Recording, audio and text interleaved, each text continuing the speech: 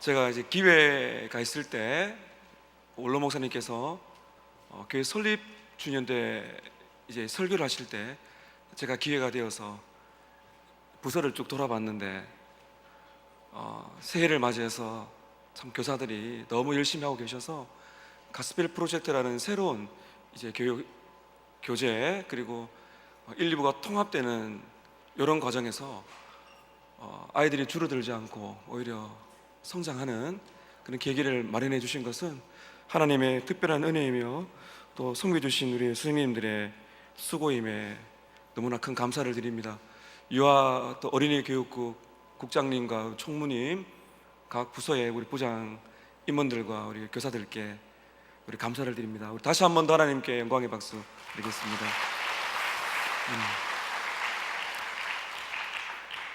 예, 제가 이렇게 사역하다 보니까 올해 우리 유아 어린이 교육국에 우리 사역자들이 참 다들 좋으시다라는 말씀을 제가 많이 듣고 뭐 사람의 평가가 절대적으로 말할 수는 없지만은 너무 좋은 그러한 격려를 많이 주셔서 참 감사한데 유아 교육국이 지금 자리가 앞으로 좀 좁을 정도로 많이 오시는데 올해는 우리 재성란 집사님 어디 계시죠? 네, 우리 교육 간사로 많이 애쓰시고 계십니다. 그래서 좀 너무 감사드리고요. 그 다음에 우리 영원한 리추브의 우리 키다리 아저씨 임지훈 전사님, 저번에 우리 한가정 예나 예배 때 설교하셨는데 5분이 짧다, 어떤 분이 10분을 설교해달라, 뭐 그런 말씀 또 이렇게 나오시고, 이번에 올해 우리 같이 또 사역하게 된 우리 백민juk 우리 전도사님, 그리고 우리 김진환 전도사님이시죠? 예, 맞습니다. 그리고 우리 박인희 전도사님, 예, 너무너무 감사합니다. 이렇게 참 우리 사역자들이 나름 참 최선을 다해 주시고 또 선생님들이 협력해 주신 것에 대해서 큰 하나님께 감사와 찬송을 올려드립니다. 연말까지 주께서 힘주셔서 불가항력적인 은혜로 여러분의 사역에 복 주시기를 축복합니다. 여러분, 우리는 지금 불가항력적인 은혜를 나누고 있습니다. 제가 오늘 저녁 식사를 하고 있는데 우리 제희가 목사님 어렵지만은 불가항력적인 은혜는 기억납니다 그러더라고요. 제가 얼마나 감동을 받았는지. 말이 사실 쉽지가 않습니다. 여러분, 불가항력적인, 어렵죠. 그래서 제가 이것을 좀 쉽게 했습니다.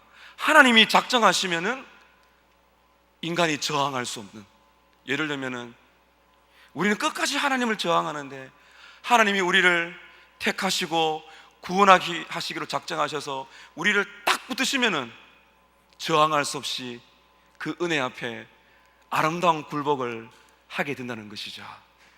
그래서 이거를 압도하는 은혜라 그렇게 말씀드렸습니다. 지난주는 저는 이 불가항력적인 은혜를 부르심이라 그랬습니다. 콜링.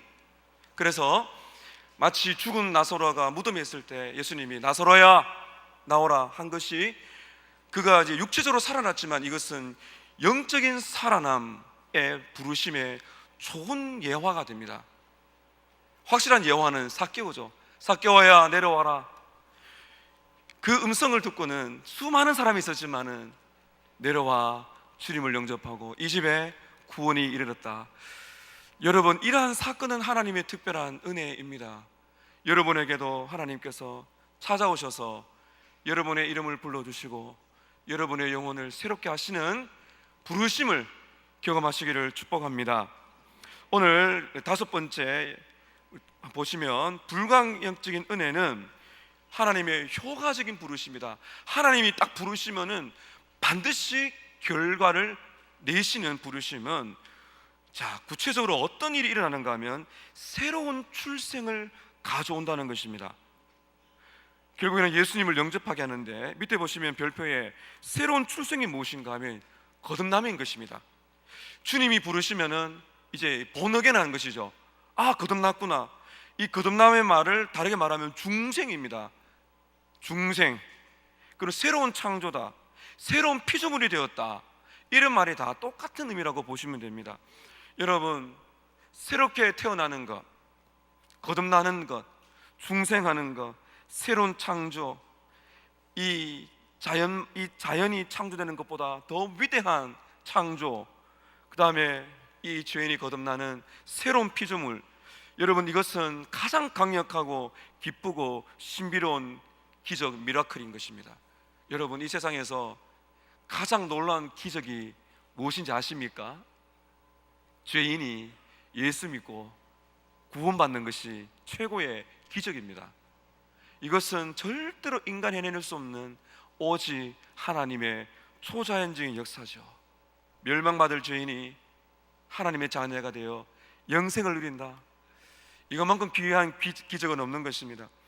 자, 1번입니다. 불가역진 은혜가 어떻게 구체적으로 새로운 중생을 가져오는가 하면, 한번 따라 하십시다. 우리의 의지를 움직이시고 우리의 마음을 열어주십니다. 하나님은 인격적인 분이십니다. 강압적으로 우리를 막 억누르시는 것이 아니에요. 하기 싫은데 억지로 우리를 의지를 바꾸시는 것이 아니라, 그 다음 잘 보십시오. 하나님께서 우리에게 은혜를 주시기로 작정하시고 은혜를 부어주시게 되면 놀라운 변화가 일어납니다. 기쁘고 즐겁게 예수님께로 나오게 된다는 것이죠. 이것이 여러분 기적이죠. 그렇게 예수님을 거역하고 교회 다니는 거 싫어하고 복음을 전하면 그렇게 완악하던 사람이 어느 순간에 변화가 일어나죠. 스스로 주님께로 나오는 이 의지와 마음의 변화가 있게 되는 것입니다. 그래서 하나님께서는 우리의 의지와 상관없이 억지로 회개하게 하거나 믿도록 하시는 것이 아닙니다. 믿고 회개하는 것은 언제나 자원해서 하게 하십니다. 싫다는 사람을 갈고리나 사슬처럼 이렇게 갈고리로 꿰어가지고 따라와 억지로 끌고 가는 것이 아니라, 우리의 내면에, 우리의 영혼에 하나님께서 은혜를 부어주시는데, 여러분 잘 들어보십시오. 새로운 갈증과 새로운 갈망을 불러일으켜 줍니다. 조나단 에드워즈 목사님의 신앙 감정론에 보면 이런 말이 있습니다. 하나님께서 우리에게 은혜를 주셔서 우리를 거듭나게 하실 때 spiritual sense, 영적인 감각을 허락하신다는 거죠. 이전에는 죄를 짓는 게 좋았고 내 인간이 원하는 것이 기뻤는데, 이제는 예수님이 그렇게 기쁠 수가 없죠. 영적인 미각이 열립니다. 말씀이 꿀처럼 달게 됩니다. 주님이 살아계신 것을 믿고는 마음이 흥분하기 시작합니다. 대상이 바뀝니다. 이제는 나의 기쁨의 대상이 죄였습니다. 나의 기쁨의 대상이 내가 원하는 인간의 욕망이었는데, 거듭나는 순간에 나의 기쁨의 대상이 바뀌는 것이죠. 그분이 누구십니까? 예수님이십니다. 예수님이 좋고 그분의 말씀이 즐거운, 여러분, 이런 변화는 하나님이 주시는 놀라운 기적인 것이에요. 하얀 2번을 보세요. 이런 기적은 영적인 빛이 비춰온다. 마치 어두운 가운데 빛이 비추는 것처럼 어두운 나의 영혼에 하나님의 영적인 빛이 비춰와서 그리스도의 얼굴에 있는 하나님의 영광을 아는 빛이 우리의 마음에 비춰야 이런 기적이 일어나게 되는 것입니다. 하나님이 그리스도의 영광을 마음으로 보고 맛보게 하십니다. 중요한 것은 마음입니다. 여러분, 혹시 펜이 계시면 이 마음에 표시를 해주십시오. 마음이 그리스도를 향한 기쁨, 사랑, 감사가 생겨나고, 그때부터 우리의 의지, 이렇게 살아야 되겠구나, 정말 주님을 위해서 살고 싶다, 이런 나의 지정의가 완전히 바뀌는 놀라운 역사가 일어나게 되는 것입니다. 여기서 이 마음이라는 것은 감정만을 말하는 것이 아니고요, 의지가 포함된 것이죠. 자, 고린도후서 4장 4절 이하의 말씀 함께 읽겠습니다. 시작. 그 중에 이 세상의 신이 믿지 아니하는 자들의 마음을 혼미하게 하여 그리스도의 영광의 복음의 광채가 비치지 못하게 함이니. 잠시만요. 이 세상 신이 누구를 말할까요? 사탄입니다. 사탄이 믿지 않는 자들의 무엇을 혼미하게 했다고요? 마음인 것이죠. 혼미하게 했다는 것은 어둡게 만드는 것입니다.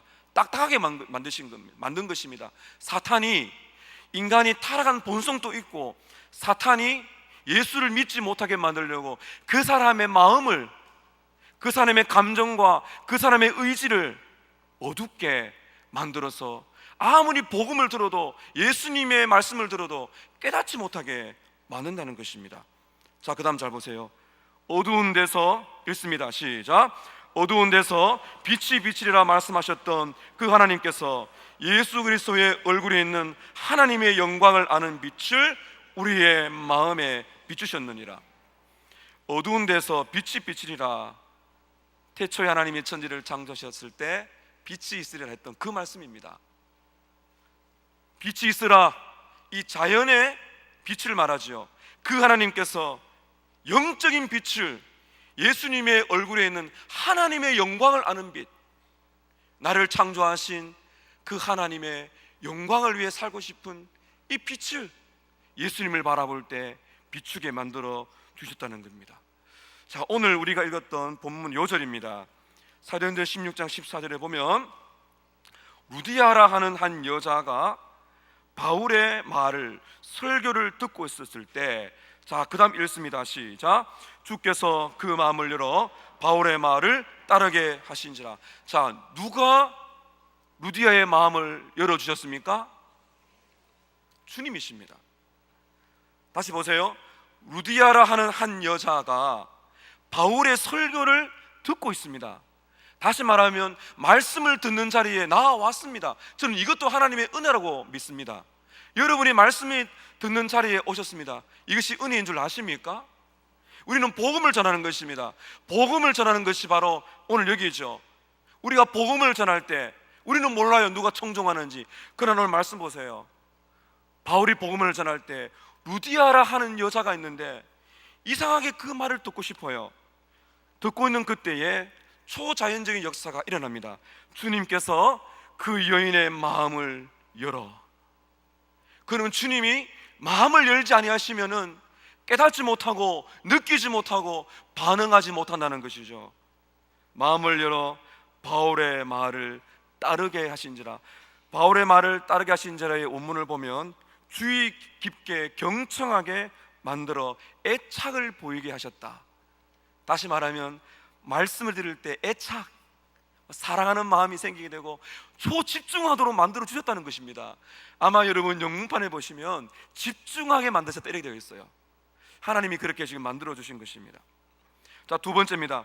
불강력진 은혜는, 이 거듭남이라는 것은 누구만이 하실 수 있다고요? 하나님만이 하실 수 있는 주권적인 창조행입니다.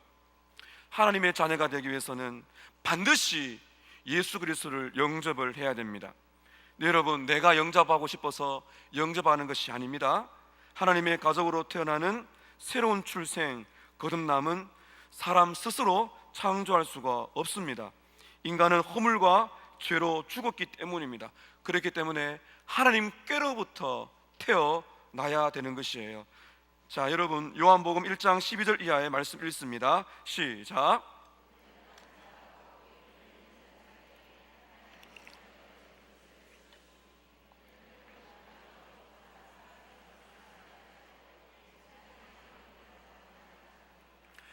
여러분, 말씀에 이 놀라운 긴장감과 역설과 놀라운 조화를 보세요. 영접하는 자, 곧 그 이름을 믿는 자들에게는 하나님의 자녀가 되는 권세를 얻습니다. 맞죠? 내가 영접을 해야 됩니다. 내가 예수 그리스도를 믿음으로 그분을 나의 주로, 나의 구주로, 나의 최고의 보물로 받아들여야 됩니다. 자, 여러분, 이것은 어떻게 일어나는 일입니까? 혈통으로 됩니까? 육정으로 됩니까? 사람의 뜻대로 되나요? 아닙니다. 배후에 누가 역사하십니까? 오직 하나님께로부터 난 자들이라. 하나님께서 새롭게 태어나게 만드실 때 주님을 영접하는 역사가 있다는 것이죠. 이것을 요한복음 3장 3절에 보면 물과 성령으로 새롭게 태어난 사람, 성령께서 물로 씻듯이 사람의 심령을 새롭게 하여서 거듭나게 한 사람, 놀란 하나님의 역사인 것입니다. 자, 6번입니다. 불가항적인 은혜, 새로운 출생, 이 거듭남은 회심을 가져옵니다. 여러분, 회심이 무엇인가 하면 회심은 두 가지 요소가 있어요. 하나는 따라하실까요? 회심은 믿음과 회개. 우리는 믿어야 됩니다. 믿음과 회개는 동전의 양면입니다. 반드시 예수를 믿을 때는 반드시 회개가 따라오게 되어 있습니다. 회개하는 사람은 반드시 예수님을 믿게 되어 있어요. 두 가지는 같이 갑니다. 첫 번째, 믿음과 회개는 하나님 주시는 뭐라고요? 선물입니다. 하나님께서 거듭나게 하실 때 그 거듭남을 통해서 우리에게 믿음을 만들어내십니다. 그래서 하나님께로부터 나는 이 거듭남, 중생이 먼저이고, 중생한 사람이 의지적으로 무엇을 실천하게 됩니까? 믿는 것이죠. 믿는다는 것은 그 사람이 거듭난 사람이구나 증명할 수 있는 것이죠. 그 사람이 거듭났기 때문에 믿음과 회개가 오는 것입니다. 그런데 이러한 새로운 출생, 중생과 거듭남은 믿음과 아주 밀접하게 연결되어 있어서 실제로 경험하게 될 때 구분이 안 될 때가 있다는 것이죠. 하나님은 우리의 마음의 반응을 이기시고 우리를 이끌어 그리스도를 믿게 하신다. 자, 그 다음 페이지 보시기 바랍니다. 믿음은 하나님 주신 선물입니다. 에베소서 2장 8절 9절 함께 읽겠습니다. 시작. 너희는 그 은혜에 인하여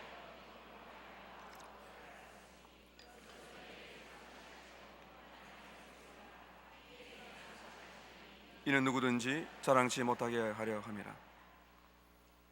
은혜를 인하여 믿음이라는 선물을 받았고 믿음을 발휘하여 구원을 얻었습니다. 이것이 우리에게서 난 것이 아니라 하나님의 무엇이라고요?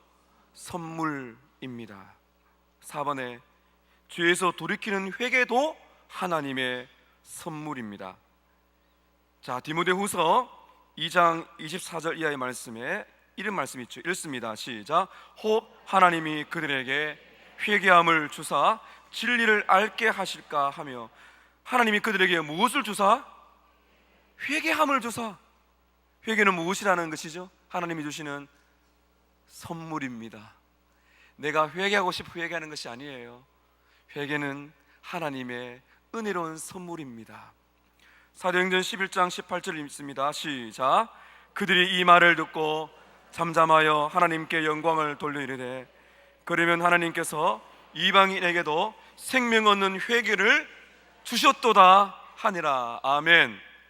생명 얻는 회개를 주셨습니다. 회개라는 선물을 받았습니다. 그래서 우리는 비로소 회개하게 된 것입니다. 이 모든 것이 하나님의 선물이며 십자가의 구속을 통한 위대한 은혜인 것이죠. 자, 요약과 결론입니다. 첫 번째, 중생이 만들어내는 회심, 즉 회개와 믿음은 하나님이 구원하실 때 거둬주시는 선물이다. 다시 한번 우리가 정리합니다. 자, 수많은 사람이 회개하고도 이 사실을 모릅니다. 자신이 회심한 경위에 대해서 잘못된 내용을 배웠기 때문에 하나님을 향한 예배와 사랑이 식어버립니다. 여러분이 믿음을 발휘했지만은 여러분이 가지고 있는 믿음과 여러분이 한 회개는 누가 주신 것입니까? 누구의 선물입니까? 분명히 하셔야 됩니다. 여러분이 회개하고 믿었지만은 그조차도 하나님이 주셨다는 사실을 잊지 마시기를 바랍니다. 그럴 때 우리는 마음에 감사와 기쁨이 넘치게 되는 것입니다. 그래서 다운표 보십시오. 회개와 믿음은 하나님이 거둬주신 은혜의 선물입니다. 그래서 우리는 믿음과 회개를 선물로 볼 때마다 우리의 마음에 감사가 있게 되는 것이죠. 두 번째입니다. 진정한 신앙이란 죄를 확신하는 것입니다. 내가 죄인이구나 깨닫는 것이죠. 성령께서는 우리가 잃어버린 자라는 것을 깨우쳐 주십니다. 내가 거듭날 때 성령께서는 내가 잃어버린 자였구나, 내가 지옥으로 달려가는 자였구나, 내가 영원한 멸망에 떨어질 자였구나, 이런 나를 위하여 예수님이 죽으셨구나, 이 놀라운 은혜를 깨닫게 해주시는 것입니다. 자신은 지옥으로 향하고 있다는 사실을 비로소 깨닫게 되는 것이죠. 진실한 신앙은 죄에 대한 고백과 하나님께서 자비를 베풀어 주시기를 기도하는 것입니다. 성령께서는 죄인의 눈을 열어서 주 예수님을 보여주시고요, 예수님은 우리에게 말씀하십니다. 내게로 오라, 내게로 오라라고 초대하실 때 죄인들은 그리스도를 비로소 믿게 되는 놀라운 역사가 있게 되는 것이죠. 그래서 불가항력적인 은혜로서 죄인은 십자가의 매력을 느끼게 됩니다. 여러분, 불가항력적인 은혜는요, 그렇게 무관심하고 싫었던 십자가가 매력적으로 느껴지면서, 슬퍼진 목사님의 표현을 빌리자면 십자가는 자석과 같아서 죄인들을 끌어다니는 불가항력적인 은혜입니다. 십자가는 자석과 같아서 죄인을 끌어당겨 당신의 품으로 인도하는 불가항력적인 은혜입니다. 여러분, 우리는 십자가 앞에 끌려가서 무릎을 꿇고 우리의 죄를 고백하고 기도하지요. 자, 여러분, 다운표 기도 내용이 있는데 우리 함께 읽겠습니다. 시작. 나는 하나님을 대적한 인생이었습니다. 내 눈을 열어 그리스도를 보게 하시고 십자가로 이끌어 주셔서 감사합니다. 3번입니다. 따라 하십시다. 나는 도망쳤고 주님이 나를 잡으셨다. 다시 한번 할까요? 나는 도망쳤고 주님이 나를 잡으셨습니다. 자, 여러분의 인생을 돌아보십시오. 우리는 그리스도께로 가려고 하지 않을 때가 있었습니다. 하지만 어느 순간에 우리는 그리스도께로 왔습니다. 예수를 믿게 되었습니다. 마음에 하나님을 향한 반항과 대적을 극복하게 만든 것이 내가 아니라 하나님이셨구나 하는 것을 깨닫고는 찬양하지 않을 수가 없다는 것이죠. 나의 역할은 도망치는 것이었고 하나님의 역할은 뭐라고요? 나를 붙잡을 때까지 내 뒤를 쫓아오시는 일, 사랑이었다. 나는 열심히 도망갔는데 주님은 나를 끝까지 쫓아오셔서 내 마음을 변화시키셔서 그리스도께로 인도하셨다. 1878년에 작자 미상의 찬송이 있는데 여러분, 그 찬송시를 나의 고백으로 한번 읽겠습니다. 시작. 나는 주를 찾았지만 후에 나는 알았습니다. 주께서 나의 영혼을 움직여 그분을 찾도록 하셨다는 것을. 내가 참되신 주를 찾은 것이 아니라 구주께서 나를 찾으셨고 내가 구주 안에서 발견된 것입니다. 우리가 주님을 찾고 믿게 되었지만은 나중에 알았다는 것이죠. 내가 주님을 찾은 것처럼 보였지만은 주님이 나를 찾아오셨고 나를 붙드셨구나. 그래서 내가 주님을 찾게 되었구나. 이것이 은혜이죠. 4번입니다. 혹시 오늘 이 저녁에 오신 분들 중에서 나는 구원을 받지 못했습니다라고 고백되는 분이 계시다면 오늘 이 기도를 하셔야 됩니다. 구주께로 나와 거듭나는 은혜를 구하십시오. 함께 읽습니다. 시작. 저는 소망이 없고 영원한 멸망에 처할 죄인입니다. 하나님이 저를 구원하기 전에는 도저히 이 곤경에서 벗어날 수 없습니다. 저를 거듭나게 하시고 생명의 불을 붙여 주시옵소서. 혹시 이 자리에 거듭남의 확신이 없는 분들은 이 기도를 하세요. 주님, 저를 도와주십시오. 구주께로 이끌어 주십시오. 거듭나는 은혜를 저에게 부어 주십시오. 이 기도를 하셔야 됩니다.